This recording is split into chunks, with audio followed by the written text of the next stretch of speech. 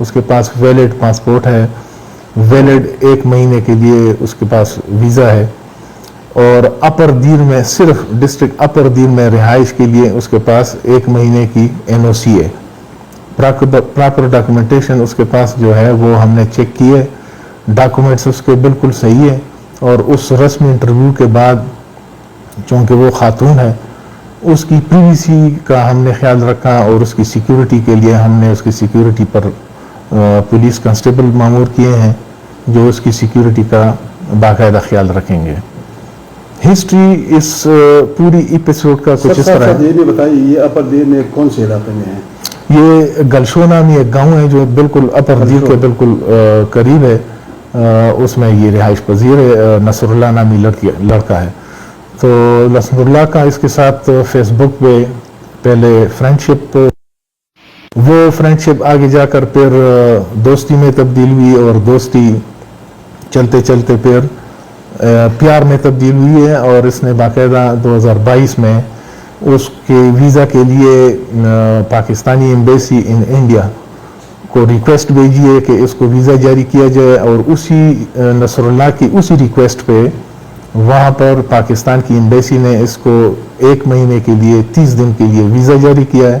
اور اس ویزا پر وہ باقاعدہ واگا بارڈر پر امیگریشن کرتے ہوئے یہاں پر آئی ہے، اور لاہور تک اس کو پھر جب بعد میں بس میں آئی ہے تو پنڈی میں باقاعدہ اس کو نصر اللہ نے ریسیو کیا، اور پنڈی سے پھر یہ دونوں اکٹھے ادھر آئے ہیں، دیر تک پہنچے ہیں۔ بالکل۔ اچھا، تو اب تک جو آپ لوگوں نے انٹرویو یا تفتیش کی ہے تو اس میں کیا سامنے آئی ہے؟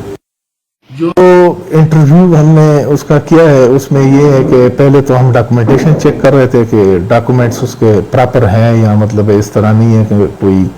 غلط راستے سے آئی ہو، نہیں وہ بالکل ٹھیک ہے، ڈاکومنٹیشن بالکل صحیح ہے۔ جو دوسری ہم اپنے چونکہ یہ ایک آپریشن ایریا ہے اسی پوائنٹ آف ویو سے ہم نے جو کیا ہے تو وہ باقاعدہ بالکل ٹھیک ٹھاک ہے، اور مطلب اس میں کوئی اس طرح اعتراض والی بات نہیں ہے، اور ہم نے جو رسمی انٹرویو ہوتا ہے اس کے کرنے کے بعد اس کو نصر اللہ کے پاس ساتھ جانے دیا ہے، اور باقاعدہ بھی اس کے ساتھ ہے، اور سیکیورٹی باقاعدہ اس پر